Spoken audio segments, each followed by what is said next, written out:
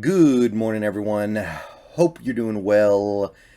It's time for the final individual player that we're going to be going over in this series, the second to last video of the How Much to Keep series. There will be one more How Much to Keep video, but that will just be covering the players that the very bottom rung players. So Sidney Jones is the last player we're going to take an extended look at in terms of trying to determine his value, and he's a pretty good way to end this series because Sidney Jones was one of the few bright spots of the 2021 season for the Seahawks, and there's a lot to like about what he brought to the table last season. Now he's a free agent. Now we got to decide, are we going to bring him back? How much are we going to be willing to pay him? He's about to turn 26, still young. I played college at UW, so he's familiar with the area. He has some pretty good things going for him, not the least of which would be the way he played over the second half of 2021. After getting off to a really weak start, he really got it together and played, I don't want to say excellent, but maybe very good, occasionally great cornerback. So those are some reasons why he might see some money this offseason. He's young. He's got good draft pedigree. He was a second-round pick, despite, what was it? What did he do? Tear his Achilles at the pro day? Something like that. It was unfortunate for sure. But those are some reasons why Sidney Jones might get paid. Now, there are also a lot of reasons why Sidney Jones might not get paid. He was viewed as a bust until basically the second half of 2021. 2021 was the first year where he was relatively healthy. He played in 16 games. Before then, he had never played in more than 12, and he had never started more than 6. He had already been passed around the league a little bit. The Jaguars traded him for a 6th-round pick. That's how little they valued him. And despite everything I said about how he played last year, which I do think was very good, he did not have any interceptions. And we do know interceptions are something that is going to catch people's attention when they're evaluating cornerback play, fair or not. So, with all this being said, let's try to put this all together and figure out what kind of a contract that Sidney Jones might be looking at. And by the way, I spent a lot of time talking about Sidney Jones on PFF last year. His final PFF grade was 70.2, and that was with him having like a, what was it, a 35 or something after the first 2 games where he was awful. So, yeah, we have something pretty good going on here with Sidney Jones, and he's probably going to get something, but let's try to figure out exactly how much. So, in taking a look at the list of contracts signed by free agent cornerbacks in recent years, we're trying to find players who were young and had shown some positive things, but were not superstars or blue chippers. They were guys who you may have had some questions about. You didn't know if they were great. So we're going to blow past this first group. Obviously, Sidney Jones will not be signing for $20 million a year or $15 million a year. He's definitely going to get less than DJ Reed is going to get, and I think DJ Reed might get 10 or 11 million a year, so we're going to get past that group. We're going to keep going, and we're going to start the evaluation with Chidobe Awuzie, who last year signed a 3-year deal worth almost $22 million with the Bengals after starting his career with the Cowboys. And Chidobe is actually a pretty decent comp for Sidney Jones. If you take a look at him, he was about the same age that Sidney Jones is going to be when he signs this contract. He was a 2nd-round pick, just like Sidney Jones. And Chidobe had shown some positive things in his career in Dallas. He had 2 almost full seasons. The final year of his rookie deal, he was hampered by injuries. He only played in 8 games. He had 1 interception in each of his 4 first seasons in the NFL. He had 70, 80 tackles. Those 2 years he actually played pretty much the whole season.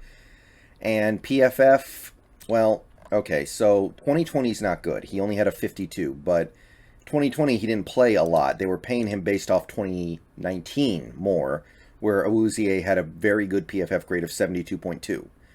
So Chidobe, I don't think he's on the same level as Sidney Jones, because Sidney Jones has some injury concerns that I'm sorry, Sidney Jones has some injury concerns that Cheeto Bay wasn't quite bringing to the table. I know that he missed some games, but it wasn't like Sidney Jones where he legitimately tore an Achilles before he ever played a game and spent years building that reputation of being a bust before he kind of got saved by Pete Carroll.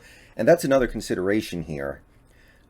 Sidney Jones didn't look like much of anything until he got under Carroll, and we all know that Carroll, even at his worst, is a defensive back guru. So there's a good chance a lot of these teams that might be willing to pay a cornerback will look at Sidney Jones and go, I'm not falling for that. I'm not. You're not going to Byron Maxwell me. So that's one thing to consider as we try to evaluate what Sidney Jones's value is. But Awuzie didn't have some of those things working against him, so I don't think we're there. But we're not that far away if you really objectively look at it in terms of level of play, right? Okay, back to the list. Next up is Jonathan Jones. He signed a contract for 3 years and 21 million after 2018 in New England. He was 25 when he signed it as well, same age as Sidney Jones is now. And if you take a look at Jonathan Jones, the Patriots had just won a Super Bowl in 2018. Jones had played in every game, started 5, 3 interceptions, 56 tackles, 7 PDs, sack and a half. Pretty good player. His PFF grade in 2018 was only 64, though, so he did give up some stuff in coverage. And 2017, the year before that, he was good, but actually not as good as Sidney Jones was by this metric, just below a 70. Basically the same, but a little bit lower. So, again, Jonathan Jones probably was bringing a little more to the table than Sidney Jones will be this offseason, but it's not that unreasonable of a comp. And remember, Jonathan Jones was undrafted, I believe. So Jonathan Jones, he didn't have the pedigree. And I know that pedigree is kind of out the door now for Sidney because of the torn ACL, but still. Okay, moving along the list, let's go down to Jalen Mills, who signed a 4-year, $24 million deal, so $6 million a year, with the Patriots after 2020 at the age of 26. And Jalen Mills, if you take a look at what he did in 2020 to earn that, he actually played safety in Philadelphia, 15 games, 1 interception, sack and a half, 74 tackles. The year before, he played 9 games at corner. The year before, he played 8 games at corner, so he misses some time. Not exactly a huge playmaker in terms of taking the ball away. So, not a terrible comparison with him and Sidney Jones, right down to the fact that he misses a lot of games, right down to the fact that he was relatively young when he signed this extension. PFF grade for 2020 was 68.9, so basically Sidney Jones level. But the last time he played cornerback, it was 56.1. So Jalen Mills, we might already be in approximately the right area here for Sidney Jones, comparing him to Jalen Mills. I don't know. It's kind of tricky here, but honestly, Jalen Mills, he hadn't really done a whole lot as a cornerback to warrant this contract in the recent years. Going down a little bit more past some of these rookies, we got Anthony Brown of the Cowboys. He signed a 3-year, $15.5 million extension, so just over $5 million a year. And in 2019, what he did to earn this contract was play in 9 games, no interceptions, 17 tackles. He didn't play that much. 2018, he played most of the season, got a pick, 8 PDs, 2 sacks, 44 tackles, but he got $5 million for not a heck of a lot. And if you look at his PFF grade 2019, it was okay, 64. It's like a passable player. 2018, basically the same. So I guess you could say that Anthony Brown's availability was pretty good. But Anthony Brown was a 6th-round pick, so it's not like he has any sort of pedigree argument. So, yeah, we're probably already in about the right zone here. Let's keep going, though. Let's take a look at Kevin King, another UW cornerback who, after his initial deal was up, it was hard to know, right? Some people liked him, some people didn't like him. He ended up getting a 1-year, $5 million deal. He was the GOAT of the the bad type of GOAT in the NFC title game. And that reputation kind of followed him around. But overall, he's not a bad player. I don't know if he's a great player or even really a good player, but he belongs in the NFL. And he got 1 year, $5 million after 2020, a 2020 where he Did what? Played in 11 games, no interceptions, 57 tackles. Pretty good. I mean, the previous year he had 5 interceptions in 15 games. That's really good. 15 PDs. Looks like a budding superstar.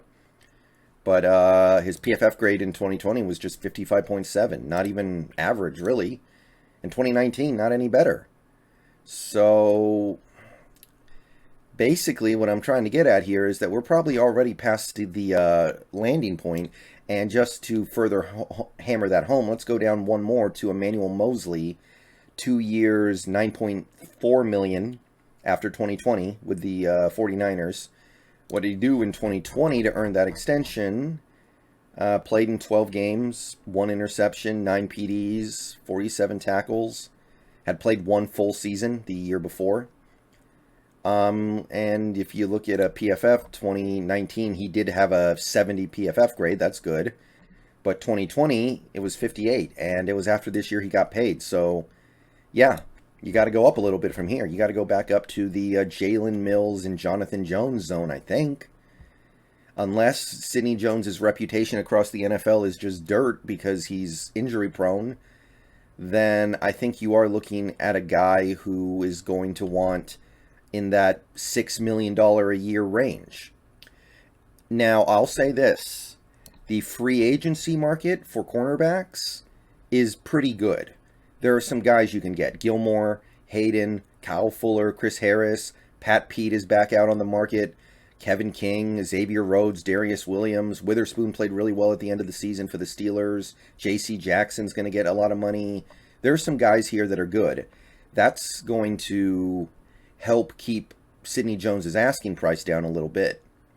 But I still think you're probably looking at something around $6 million a year. So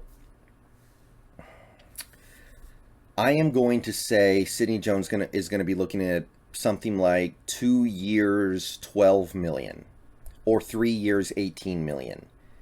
Maybe it gets brought down a little bit just because he's another Pete Carroll reclamation project, and maybe teams are done falling for that. But I think you're looking at least $5 million a year. So best case scenario, 2 years, $10 million, or 3 years, $15. But honestly, looking at it, if not for the fact that Sidney didn't have any interceptions, I would definitely say 2 for 12 or 3 for 18. Maybe even 4 for 24. Maybe the lack of interceptions brings him back down to like 2 for 10 or 3 for 15. Now, would I be willing to pay that? Yeah, I think I would. I think I think he's good. I think that he can get better. He's still young. I think he can get better with a better pass rush. We didn't have a good pass rush really in 2021. And it's a cost-effective way to keep your secondary together. So I don't think we should keep DJ Reed or Quandre Diggs just because too much money. But Sidney Jones, for about half that price, I would say go do it, bring him in, backload the contract, make him cheap that first year, maybe add a void year. Like, who cares about $2 million in 2 years? Who cares? Just do it.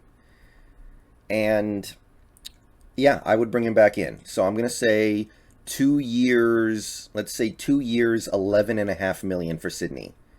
And I'm willing to do that. I might be willing to do a little bit more if need be.